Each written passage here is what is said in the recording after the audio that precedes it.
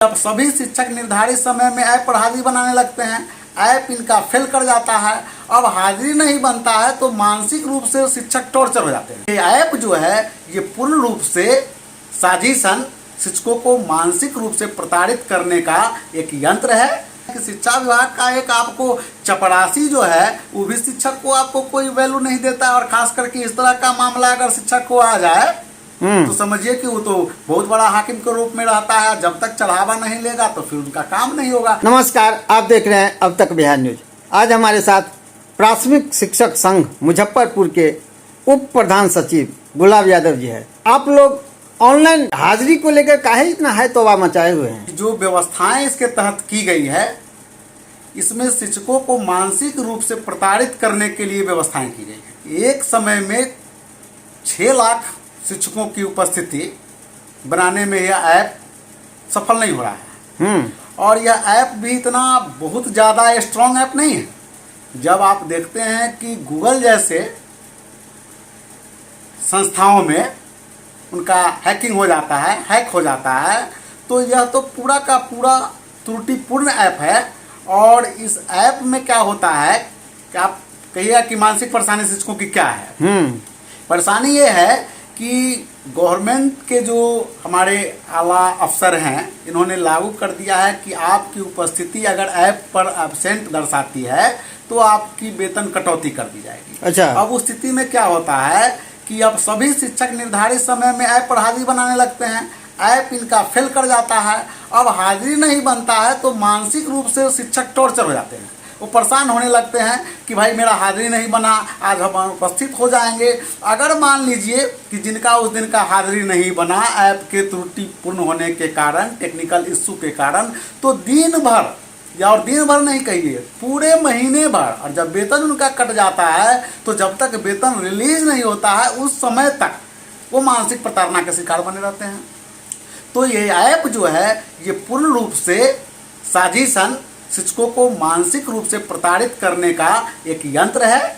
और शिक्षकों को इस काम के लिए आप मोबाइल नहीं दिए हैं, उसका एक सिम नहीं दिए हैं, उसको इंटरनेट की सुविधा नहीं है। अब कहीं मोबाइल काम नहीं कर रहा है, कभी बैटरी डिस्चार्ज हो गया, कभी मोबाइल उनका बंद हो गया, तो इस स्थिति में भी वे हाजिरी नहीं बना पाते हैं, तो उसके लिए भी परेशान हो जाते हैं। मान लीजिए आपका ऐप उस दिन काम कर रहा है लेकिन शिक्षक का मोबाइल उस दिन बंद हो गया, उसकी बैटरी खराब हो गई, मोबाइल गिर गया, उनका डाटा रिचार्ज नहीं है, उनका बैलेंस नहीं है, तो उस स्थिति में तो उनकी हाजिरी नहीं बनेगी। अब हाजिरी नहीं बनेगी तो वो एब्सेंट होने के लिए या उनका वेतन जो कटौती होगा उसके लिए वो बराबर मानसिक रूप से परेशान रहेंगे। तो उस स्थिति में आप क्या कर सकते हैं कि हम गुणवत्तापूर्ण शिक्षा और शिक्षा दे पाएंगे, क्योंकि दिमाग तो मेरा दूसरे जगह घूमता रहेगा।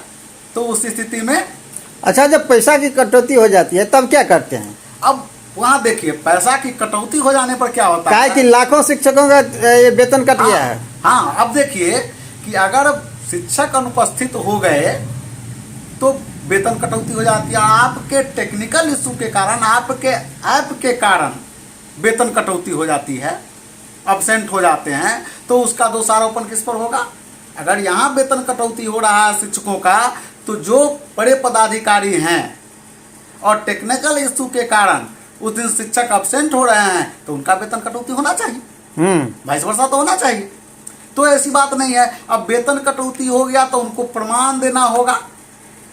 अगर स्क्रीनशॉट टीचर एक्सपर्ट हैं, कुछ जानकार हैं तो रखे हुए हैं उस दिन, तो वो लगा करके देंगे। और जो भौतिक रजिस्टर है तो उससे देना पड़ता है। फिर ऑफिस का चक्कर लगाएंगे, फिर कुछ लेनी देनी का मामला बनेगा। तो बड़ा बाबू को नमस्कार नहीं करते हैं जाके? वो तो देना है। बड़ा बाबू की स्थिति तो ये है कि शिक्षक बड़ा बाबू क्या, हम समझते हैं कि शिक्षा विभाग का एक आपको चपरासी जो है वो भी शिक्षक को आपको कोई वैल्यू नहीं देता। और खास करके इस तरह का मामला अगर शिक्षक को आ जाए तो समझिए कि वो तो बहुत बड़ा हाकिम के रूप में रहता है। जब तक चढ़ावा नहीं लेगा तो फिर उनका काम नहीं होगा। अगर चढ़ावा नहीं देते हैं तो उनका काम नहीं होगा, वो दौड़ते रहे। तो शिक्षकों की स्थिति 2 सालों में अगर देखा जाए तो बहुत ही समझिए कि ये जो है बहुत ही प्रताड़ना का दौर है शिक्षकों के लिए। और इस दौर से बहुत शिक्षक गुजर रहे हैं, बहुत सारे काल कलवित हो गए हैं, बहुत सारे मानसिक रूप से बीमार हो गए हैं, बहुत सारे लोगों को हार्ट डिजीज हो गया, कितने लोग शुगर के पेशेंट हो गए। यानी समझिए कि एक तरह का एक संक्रमण काल है। संक्रमण काल है। सरकार चाह रही है कि आप ड्यूटी बजाइए टाइम पर, इसीलिए ऐसा किया गया है। आप लोग इसका विरोध कर रहे हैं। अच्छा, ये आप हमको बताइए कि अगर ये व्यवस्था नहीं थी तो इससे पहले शिक्षक नहीं पढ़ा रहे थे और समय नहीं, विद्यालय नहीं जा रहे थे। अगर नहीं जा रहे थे यही तो सरकार का आरोप है कि पहले शिक्षक लोग समय पर स्कूल नहीं जाते थे। वही तो मैं कर रहा हूँ कि आप इस चीज को सोचिए कि शिक्षक विद्यालय समय पर पहले भी गए हैं, आज भी जाते हैं, कल भी जाएंगे।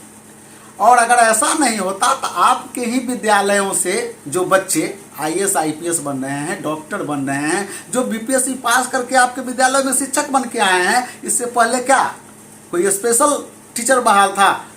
अगर ऐसी बात थी कि अगर शिक्षक आपको विद्यालय में समय से नहीं जा रहे थे, हाँ ये बात है कि शिक्षक क्या, हम तो कहते हैं कि आप अपने सभी कार्यालयों को जांच करा के देख लीजिए। आपका जो विभाग का कार्यालय है शिक्षा विभाग का, उसमें से 11 बजे से पहले कोई कर्मचारी किरा नहीं जाता है। दुनिया भारत के जितने हम कहते हैं, हम तो बिहार, भारत की बात छोड़ दीजिए, बिहार की बात हम कहते हैं कि बिहार के सभी कार्यालयों में आप जाके देख लीजिए कि शिक्षक से ज़्यादा ड्यूटी करने वाला, पंक्चुअल ड्यूटी करने वाला, ईमानदारी पूर्वक और उदारता पूर्वक ड्यूटी करने वाला कौन सा एम्प्लॉय है।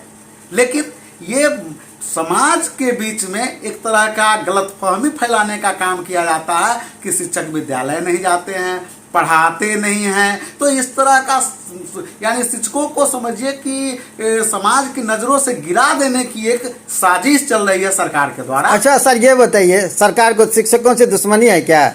शिक्षा विभाग के अधिकारियों को शिक्षकों से दुश्मनी है जो आपसे ऐसी तरह की बात करेगी? सरकार को अगर सीधा तौर पर कहा जाए तो शिक्षकों से दुश्मनी है।